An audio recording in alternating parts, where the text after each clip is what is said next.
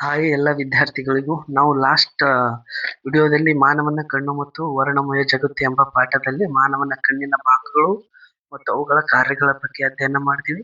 ಮತ್ತು ಕಣ್ಣಿನ ಹೊಂದಾಣಿಕೆಯ ಸಾಮರ್ಥ್ಯದ ಬಗ್ಗೆ ಅಧ್ಯಯನ ಮಾಡಿದ್ವಿ. ಸೊ ಇವತ್ತಿನ ವಿಡಿಯೋದಲ್ಲಿ ಕಣ್ಣಿನ ದೋಷಗಳು ಮತ್ತು ಅವುಗಳನ್ನು ಸರಿಪಡಿಸುವುದರ ಬಗ್ಗೆ ಏನ್ ಮಾಡೋಣ, ಅಧ್ಯಯನ ಮಾಡೋಣ. ಈ ಕಣ್ಣಿನ ದೋಷಗಳು ಅಂದ್ರೆ ಯಾವ್ಯಾವಪ್ಪ ಅಂತಂದ್ರೆ, ಒಂದನೇ ಕಣ್ಣಿನ ಮೇಲೆ ಪೊರೆ ಬರುವುದು, ಎರಡನೇ ಸಮೀಪ ದೃಷ್ಟಿ ದೋಷ, ಮೂರನೇ ದೂರ ದೃಷ್ಟಿ ದೋಷ, ನಾಲ್ಕನೇ ಪ್ರಿಸ್ಬಯೋಪಿಯಾ ಅಂತ ಹೇಳಿ ಕರಿತೀವಿ. ಈ ಕಣ್ಣಿನ ಪೊರೆ ಬಗ್ಗೆ ಮೊದಲನೇದಾಗಿ ಅಧ್ಯಯನ ಮಾಡ್ತಾ ಹೋಗೋಣ. ಕಣ್ಣಿನ ಪೊರೆ ಅಂತಂದ್ರೆ ಏನಪ್ಪಾ ಅಂತಂದ್ರೆ, ವ್ಯಕ್ತಿಗೆ ವಯಸ್ಸಾದಂತೆ ಕಣ್ಣಿನಲ್ಲಿರ್ತಕ್ಕಂತಹ ಮೊಸರವು ಏನಾಗ್ತದಪ್ಪ ಅಂದ್ರೆ ಹಾಲಿನಂತೆ ಬೆಳ್ಳಗೆ ಅಥವಾ ಮೋಡ ಕವಿದಂತ ಸ್ಥಿತಿಗೆ ಬರ್ತದೆ. ಇದನ್ನೇ ನಾವು ಕಣ್ಣಿನ ಪೊರೆ ಅಂತ ಕರಿತೀವಿ. ಸೊ ನಿನ್ನ ಕಣ್ಣಿನ ಭಾಗಗಳ ಬಗ್ಗೆ ಅಧ್ಯಯನ ಮಾಡತ್ತೀನಿ. ನಾವು ಕಣ್ಣಿನ ಮೊಸರಿನ ಬಗ್ಗೆ ಅಧ್ಯಯನ ಮಾಡ್ತೀವಿ. ಆ ಮೊಸರು ಏನಾಗ್ತದಪ್ಪ ಅಂತಂದ್ರೆ ವಯಸ್ಸಾದಂತೆ ಹಾಲಿನಂತೆ ಬೆಳ್ಳಗಾಗ್ತದೆ ಅಥವಾ ಮೋಡ ಕವಿದಂತ ಆಗ್ತದೆ. ಈ ಸ್ಥಿತಿಗೆ ನಾವು ಕಣ್ಣಿನ ಪೊರೆ ಅಂತ ಕರಿತೀವಿ. ಇದು ಏನ್ ಮಾಡ್ತದಪ್ಪ ಅಂದ್ರೆ ಪ್ರಾಬ್ಲಮ್ ಅಂದ್ರ ಪೂರ್ಣ ದೃಷ್ಟಿ ದೋಷ ಅಥವಾ ಭಾಗಶಃ ದೃಷ್ಟಿ ದೋಷ ನಷ್ಟವನ್ನು ಏನ್ ಮಾಡ್ತದ, ಉಂಟು ಮಾಡ್ತದ. ಇದಕ್ಕೆ ಪರಿಹಾರ ಏನು? ಕಣ್ಣಿನ ಪೊರೆ ಶಸ್ತ್ರಚಿಕಿತ್ಸೆಯ ಮೂಲಕ ಕಣ್ಣಿನ ದೃಷ್ಟಿ ಪುನರ್ಸ್ಥಾಪಿಸಲಿಕ್ಕೆ ಏನದ ಸಾಧ್ಯದ. ಇದು ಕಣ್ಣಿನ ಪೊರೆಯ ಬಗ್ಗೆ ಆಯ್ತು. ಈಗ ಮೇನ್ಲಿ ನಿಮ್ಮ ಎಕ್ಸಾಮ್ಗೆ ಏನ್ ಮಾಡ್ತಾರಪ್ಪ ಅಂದ್ರೆ ಈ ಮೂರುಗಳ ಬಗ್ಗೆ ಕೇಳ್ತಾರೆ. ಒಂದನೇ ಸಮೀಪ ದೃಷ್ಟಿ ದೋಷ, ಎರಡನೇ ದೂರ ದೃಷ್ಟಿ ದೋಷ, ಮೂರನೇ ಪ್ರಿಸ್ಬಯೋಪಿಯಾ. ಈ ಮೂರು ಅಧ್ಯಯನ ಮಾಡೋ ಸಮಯದಲ್ಲಿ ನಿಮಗೆ ಮೂರು ಇದನ್ನು ನೀವು ಪಾಯಿಂಟ್ ಔಟ್ ಮಾಡ್ಕೊಳ್ಬೇಕು. ಒಂದನೇದೇನಪ್ಪಾ ಅಂತಂದ್ರೆ ಸಮಸ್ಯೆ, ಎರಡನೇದು ಕಾರಣ, ಮೂರನೇದು ಪರಿಹಾರ. ಅಂದ್ರೆ ಸಮೀಪ ದೃಷ್ಟಿ ದೋಷ ಉಂಟಾಗ್ಲತ್ತದ, ಇದಕ್ಕ ಸಮಸ್ಯೆ ಏನು, ಹಿಂಗ ಆಗ್ಲತ್ತದಂದ್ರೆ ಕಾರಣ ಏನು, ಅಂದ್ರೆ ಇದು ರೋಗ ಸಮೀಪ ದೃಷ್ಟಿ ದೋಷ ನಮಗೆ ಆಗ್ಯದಂದ್ರೆ ಇದಕ್ಕೆ ಪರಿಹಾರ ಏನು, ಇವನ್ನು ನಾವು ಕಂಡುಕೊಳ್ತೀವಿ. ಇವತ್ತಿನ ತರಗತಿಯಲ್ಲಿ ಇದ್ರ ಬಗ್ಗೆ ನಾವು ಅಧ್ಯಯನ ಮಾಡ್ತೀವಿ. ಸೊ ಮೊದಲನೇದಾಗಿ ಸಮೀಪ ದೃಷ್ಟಿ ದೋಷ ಬಗ್ಗೆ ಅಧ್ಯಯನ ಮಾಡೋಣ. ಈ ಸಮೀಪ ದೃಷ್ಟಿ ದೋಷ ಆದ ಒಬ್ಬ ವ್ಯಕ್ತಿಗೆ ಅಂತಂದ್ರೆ ನೀವೇನ್ ತಿಳ್ಕೊಳ್ತೀರಿ, ಅವನಿಗೆ ಸಮೀಪದ ವಸ್ತು ಕಾಣಲಾಗ್ಯಾವ, ಅದಕ್ಕಾಗಿ ಅದನ್ನ ಸಮೀಪ ದೃಷ್ಟಿ ದೋಷ ಅಲ್ಲಗತ್ತಿವೇನು ಅಂತ ತಿಳ್ಕೊಳ್ತೀರಿ. ಈ ರೀತಿ ತಿಳ್ಕೊಳಗತ್ತಿದ್ರಂದ್ರೆ ಇದು ನಿಮ್ದು ತಪ್ಪ ಕಲ್ಪನೆ ಅಂತ ಹೇಳ್ತೀವಿ. ಯಾಕಪ್ಪ ಅಂತಂದ್ರೆ ಸಮೀಪ ದೃಷ್ಟಿ ದೋಷ ಅಂತಂದ್ರ ಸಮೀಪ ದೃಷ್ಟಿ ಹೊಂದಿರುವ ವ್ಯಕ್ತಿ ಸಮೀಪದ ವಸ್ತುಗಳನ್ನು ಸ್ಪಷ್ಟವಾಗಿ ನೋಡಬಲ್ಲ, ಆದರೆ ದೂರದ ವಸ್ತುಗಳನ್ನು ನೋಡ್ಲಕ್ಕ ಅವನಿಗೇನಿಲ್ಲ, ಸಾಧ್ಯವಿಲ್ಲ. ಅದಕ್ಕಾಗಿ ಇದಕ್ಕೆ ಸಮೀಪ ದೃಷ್ಟಿ ದೋಷ ಅಂತ ಕರಿತೀವಿ. ಇದ್ರ ಸೈಂಟಿಫಿಕ್ ನೇಮ್ ಮಯೋಪಿಯಾ ಅಂತ ಹೇಳ್ತದ.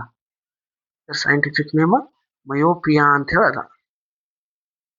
ಹಾಗಾದ್ರೆ ಸಮೀಪ ದೃಷ್ಟಿ ಉಂಟಾಗ್ಲಿಕತ್ತದಂದ್ರೆ ಕಾರಣ ಏನು? ಏನಪ್ಪಾ ಅಂತಂದ್ರ ವಸ್ತುವಿನ ಬಿಂಬವು ರೆಟಿನಾದ ಮೇಲೆ ರೂಪುಗೊಳ್ಳದೆ ರೆಟಿನಾದ ಮುಂಭಾಗದಲ್ಲಿ ರೂಪುಗೊಳ್ಳುತ್ತಿದೆ. ಅಂದ್ರೆ ಇದೊಂದು ಆಬ್ಜೆಕ್ಟ್ ಅದ ನೋಡ್ರಿ, ಇಲ್ಲಿ ಇದೊಂದು ಆಬ್ಜೆಕ್ಟ್ ಅದ, ಇಲ್ಲೊಂದು ವಸ್ತು ಇಟ್ಟಿವಿ. ಆಬ್ಜೆಕ್ಟ್ ನಿಂದ ಬರ್ತಕ್ಕಂತಹ ಕಿರಣಗಳು, ರೇಗಳ ಈ ಮೊಸರಿನ ಮೂಲಕ ಹಾದು ಹೋಗಿ ರೆಟಿನಾದ ಮೇಲೆ ಮೂಡಿದಾಗ ಆ ಪ್ರತಿಬಿಂಬ ನಮ್ಮ ರೆಟಿನಾದ ಮೇಲೆ ಮೂಡಿದಾಗ ಮಾತ್ರ ನಮ್ಮ ಮೆದುಳಿಗೆ ಚಾಕೋಶನರಗಳು ಸಂದೇಶ ಕಳಿಸ್ತಾರೆ. ಆದ್ರ ಇಲ್ಲಿ ಸಮೀಪ ದೃಷ್ಟಿ ಹೊಂದಿರದಂತಹ ಕಣ್ಣಿನಲ್ಲಿ ನೋಡ್ರಿ, ಇದು ರೆಟಿನಾದ ಮುಂಭಾಗದಲ್ಲಿ ಆ ಕಿರಣಗಳು ಸಂಚಲಿಸ್ತಾವ. ಈ ಆಬ್ಜೆಕ್ಟ್ ನಿಂದ ಬರ್ತಕ್ಕಂತಹ ಕಿರಣಗಳು ಈ ರೆಟಿನಾದ ಮುಂಭಾಗದಲ್ಲಿ ಸಂಚಲಿಸ್ತಾವ. ಸೊ ಹಾಗಾಗಿ ಆ ವಸ್ತು ನಮ್ಮ ರೆಟಿನಾದ ಮೇಲೆ ಮೂಡಿಲ್ಲ ಅಂತಂದ್ಮೇಲೆ ನಮ್ಮ ಚಾಕುಷ ನರಗಳಾಗ್ಲಿ ಆಗ್ಲಿ ನಮ್ಮ ಮೆದುಳಿಗೆ ಸಂದೇಶ ಕಳ್ಸಕ್ ಸಾಧ್ಯವಿಲ್ಲ ಅಂದಾಗ ಆ ವಸ್ತು ನಮ್ಮ ಕಣ್ಣಿಗೆ ಕಾಣಿಸ್ಲಿಕ್ಕೆ ಸಾಧ್ಯ ಇಲ್ಲ ಎಂದಾಗ ನಮಗ ಉಂಟಾಗ್ತಕ್ಕಂತಹ ದೃಷ್ಟಿ ದೋಷ ಸಮೀಪ ದೃಷ್ಟಿ ದೋಷ ಅಂತ ಕರಿತೀವಿ. ಕಾರಣಗಳೇನು? ಇದಕ್ಕೆ ಕಾರಣಗಳು ಕಣ್ಣಿನ ಮೊಸರದ ವಿಪರೀತ ವಕ್ರತೆ. ಇದೇನ್ ಮೊಸರು ಅದಲ್ರಿ, ಈ ಮೊಸರ ವಿಪರೀತ ವಕ್ರತೆ ಆಗೋದ್ರಲ್ಲಿಂದ ಈ ದೋಷ ಉಂಟಾಗ್ತದ. ಕಣ್ಣು ಗುಡ್ಡೆಯ ಸಹಜ ಸ್ಥಿತಿಗಿಂತ ಉದ್ದವಾಗಿರುವುದು. ನಮ್ಮ ಕಣ್ಣಿನಲ್ಲಿ ಕಣ್ಣು ಗುಡ್ಡೆಯು ಸಹಜ ಸ್ಥಿತಿಗಿಂತ ಉದ್ದವಾಗಿರುವುದು, ಇದು ಎರಡನೇ ಕಾರಣ. ಹಾಗಾದ್ರೆ ಇದಕ್ಕೆ ಪರಿಹಾರ ಏನು? ಇಲ್ಲಿ ಸಮೀಪ ದೃಷ್ಟಿಗೆ ಪರಿಹಾರ ಅಂತ ಹೇಳಿ ಕೊಟ್ಟಾರ. ಪರಿಹಾರ ಅಂದ್ರೆ ಇಲ್ಲೊಂದು ಮೊಸರ ಇಟ್ಟಿವಿ.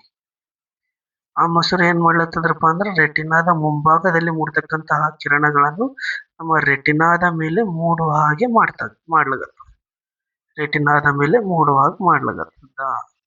ಇದು ಪರಿಹಾರ. ಅಂದ್ರೆ ಸೂಕ್ತ ಸಾಮರ್ಥ್ಯ ಹೊಂದಿದ್ದ ನಿಮ್ನ ಮೊಸರವನ್ನು ಉಪಯೋಗಿಸಿ ಈ ದೋಷವನ್ನು ನಿವಾರಿಸಬಹುದು. ಸೂಕ್ತ ಸಾಮರ್ಥ್ಯ ಹೊಂದಿರತಕ್ಕಂತಹ ಇಲ್ಲಿ ಮೊಸರಿಟ್ಟಿದ್ದೆ. ಯಾವ ಮೊಸರಪ್ಪ ಅಂತಂದ್ರೆ ಇದು ನಿಮ್ನ ಮೊಸರ. ಈ ನಿಮ್ನ ಮೊಸರವನ್ನು ಉಪಯೋಗಿಸಿ ಈ ದೋಷವನ್ನು ನಾವು ದೂ ಏನ್ ಮಾಡ್ಬೋದಪ್ಪ ಅಂತಂದ್ರೆ ನಿವಾರಿಸಬಹುದು. ಯಾವ ದೃಷ್ಟಿ ದೋಷ? ಸಮೀಪ ದೃಷ್ಟಿ ದೋಷ. ಇದಕ್ಕೆ ಪರಿಹಾರ ನಿಮ್ನ ಮೊಸರ. ಸಮೀಪ ದೃಷ್ಟಿ ದೋಷಕ್ಕೆ ನಿಮ್ನ ಮೊಸರ ಪರಿಹಾರ. ಸೊ ಈಗ ನೆಕ್ಸ್ಟ್ ಬರ್ತದೆ ಯಾವ ದೃಷ್ಟಿ ದೋಷ ಅಂತಂದ್ರ ದೂರದೃಷ್ಟಿ ದೋಷ ಅಥವಾ ಹೈಪರ್ ಮೆಟ್ರೋಪಿಯಾ ಅಂತ ಹೇಳಿ ಕರಿತೀವಿ. ಇದಕ್ಕೆ ದೂರದೃಷ್ಟಿ ದೋಷ ಅಥವಾ ಹೈಪರ್ ಮೆಟ್ರೋಪಿಯಾ ಅಂತ ಹೇಳಿ ಕರಿತೀವಿ. ಈ ದೂರದೃಷ್ಟಿ ದೋಷ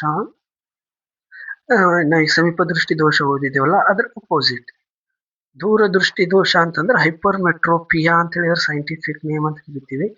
ಹೊಂದಿದ ವ್ಯಕ್ತಿ ದೂರದ ವಸ್ತುಗಳನ್ನು ಸ್ಪಷ್ಟವಾಗಿ ನೋಡಬಲ್ಲ, ಆದರೆ ಹತ್ತಿರದ ವಸ್ತುಗಳನ್ನು ಸ್ಪಷ್ಟವಾಗಿ ನೋಡಲು ಸಾಧ್ಯವಿಲ್ಲ. ಹತ್ತಿರದ ವಸ್ತುವಿನಿಂದ ಬರುವ ಬೆಳಕಿನ ಕಿರಣಗಳು ರೆಟಿನಾದ ಹಿಂಭಾಗದಲ್ಲಿ ಕೇಂದ್ರಿತವಾಗುತ್ತದೆ. ಅಂದ್ರ ನೋಡ್ರಿ, ಈಗ ಇಲ್ಲಿ ನೋಡಿದ್ವಿ ಈ ಕಿರಣಗಳು ಬಂದು ರೆಟಿನಾದ ಮುಂಭಾಗದಲ್ಲಿ ಮೂಡ್ಲಕತ್ತೀವು. ಈಗ ಇಲ್ಲಿ ದೂರದೃಷ್ಟಿಯಲ್ಲಿ ನೋಡ್ರಿ ಬರ್ತಕ್ಕಂತಹ ಅಂದ್ರೆ ಇದು ಆಬ್ಜೆಕ್ಟ್ ನಿಂದ ಬರ್ತಕ್ಕಂತಹ ಕಿರಣಗಳು ಏನು ಈ ರೆಟಿನಾದ ಹಿಂಭಾಗದಲ್ಲಿ ಮೂಡ್ಲಕತ್ತಾವ. ಅಂದ್ರೆ ಈ ವಸ್ತು ಅಂದ್ರ ಹೈಪರ್ಮೆಟ್ರಿಕ್ ದೂರದ ವಸ್ತುಗಳು ಕಾಣಲಾಗ್ಯಾವ. ಇದಕ್ಕೆ ಕಾರಣ ಏನು? ಕಣ್ಣಿನ ಮೊಸರದ ಸಂಗಮ ದೂರವು ಉದ್ದವಾಗಿರುವುದು, ಕಣ್ಣುಗುಡ್ಡೆಯು ಅತಿ ಚಿಕ್ಕದಾಗಿರುವುದು. ಇವಕ್ಕೇನಪ್ಪಾ ಅಂತಂದ್ರೆ ಇವು ದೂರದೃಷ್ಟಿಗೆ ಕಾರಣ. ಇದಕ್ಕೆ ಪರಿಹಾರ ಏನು? ಪರಿಹಾರ ಇಲ್ಲೊಂದು ಮೊಸರ ಇಟ್ಟಿವ್ರಿ. ಈ ದೋಷವನ್ನು ಸೂಕ್ತ ಸಾಮರ್ಥ್ಯವುಳ್ಳ ಪೀನ ಮೊಸರದ ಸಹಾಯದಿಂದ ಸರಿಪಡಿಸಬಹುದು. ಈ ದೃಷ್ಟಿ ದೋಷಕ್ಕೆ ನಾವು ಸರಿಪಡಿಸಬಹುದು. ಹಾಗೆ ನಾವು ಇಲ್ಲಿ ಸಮೀಪ ದೃಷ್ಟಿಗೆ ನಿಮ್ನ ಮೊಸರ, ದೂರದೃಷ್ಟಿಗೆ ಪೀನ ಮೊಸರ ನೀವೊಂದು ಕೋಡ್ ಮಾಡ್ಕೋಬಹುದು. ಸರಿಗಮ ಪದನಿಸದಗಿಂದು ಸ ನಿ ದ ಪ, ಸ ನಿ ದ ಪ ಅಂತೇಳಿ ಸ ನಿ ದ ಪ ಅಂತೇಳಿ. ಸಮೀಪ ದೃಷ್ಟಿ ಇತ್ತಂದ್ರೆ ನಿಮ್ನ ಮೊಸರ, ದೂರದೃಷ್ಟಿ ಇತ್ತಂದ್ರೆ ಪೀನ ಮೊಸರ. ಈ ರೀತಿ ಕೋಡ್ ಮಾಡ್ಕೊಂಡು ನೀವು ಓದ್ಬೋದು, ಈಸಿ ಆಗ್ತದೆ.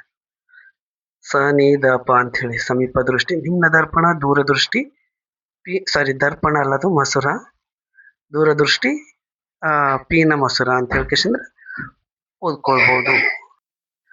ಸೊ ಈಗ ಮೂರನೇದು ಯಾವ್ದು ಬರುತ್ತದಪ್ಪ ಅಂತಂದ್ರ ಪ್ರಿಸ್ಬಯೋಪಿಯಾ ಅಂತ ಹೇಳಿ ಬರುತ್ತೆ. ಪ್ರಿಸ್ಬಯೋಪಿಯಾ. ಈ ಪ್ರಿಸ್ಬಯೋಪಿಯಾದ ಕಾರಣ ಏನು? ಸಮಸ್ಯೆ ಏನು? ಮೊದಲ ಅಂದ್ರೆ ಸಾಮಾನ್ಯವಾಗಿ ಕಣ್ಣಿನ ಹೊಂದಾಣಿಕೆಯ ಸಾಮರ್ಥ್ಯ ವಯಸ್ಸಾದಂತೆ ಏನಾಗ್ತದೆ? ಕಡಿಮೆ ಆಗ್ತದೆ. ಹೆಚ್ಚಿನ ಜನರಿಗೆ ಸಮೀಪ ಬಿಂದು ಕ್ರಮೇಣ ದೂರ ಸರಿಯುತ್ತದೆ.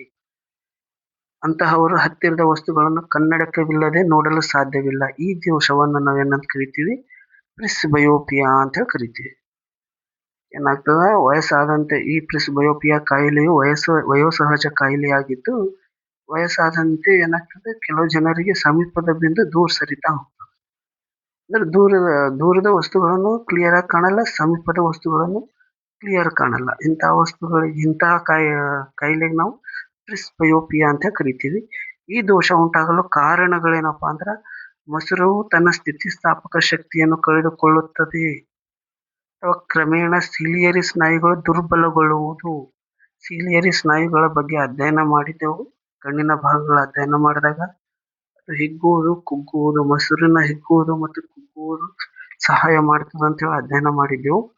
ಸೊ ಇಲ್ಲಿ ಆ ಮೊಸರು ಏನಾಗ್ತದೆ? ಅದು ಸ್ನಾಯುಗಳು ಏನಾಗ್ತದಪ್ಪ ಅಂದ್ರೆ ದುರ್ಬಲ ಆಗ್ತದ.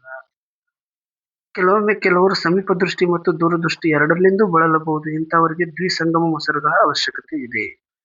ಸೊ ಇದಕ್ಕೆ ಪರಿಹಾರ ಏನ್ ಮಾಡ್ಬೋದಪ್ಪ ಅಂದ್ರೆ ಸಾಮಾನ್ಯವಾಗಿ ದ್ವಿಸಂಗಮ ಅಥವಾ ಬೈಫೋಕಲ್ ಮೊಸರುಗಳನ್ನು ಬಳಸಬಹುದು. ಇದಕ್ಕೆ ನಿಮ್ನ ಮತ್ತು ಪೀನ ಮೊಸರುಗಳನ್ನು ಹೊಂದಿರುತ್ತದೆ. ಮೇಲ್ಭಾಗದಲ್ಲಿರುವ ನಿಮ್ನ ಮೊಸರು ದೂರದೃಷ್ಟಿಯನ್ನು ಹಾಗೂ ಕೆಳಭಾಗದಲ್ಲಿರುವ ಪೀನ ಮೊಸರು ಸಮೀಪ ದೃಷ್ಟಿಯನ್ನು ಏನ್ ಮಾಡ್ತದ? ಸುಗಮಗೊಳಿಸ್ತದ. ಇದರಿಂದ ನಾವು ಈ ಪ್ರಿಸ್ಬಯೋಪಿಯಾ ಕಾಯಿಲೆಯನ್ನು ಗುಣಪಡಿಸ್ಕೊಳ್ಬಹುದು. ಸೊ ಹಾಗಾಗಿ ನಾವು ಇವತ್ತಿನ ತರಗತಿಯಲ್ಲಿ ದೃಷ್ಟಿ ದೋಷಗಳ ಬಗ್ಗೆ ಏನ್ ಮಾಡಿದ್ವಿ? ಅಧ್ಯಯನ ಮಾಡಿದೆವು.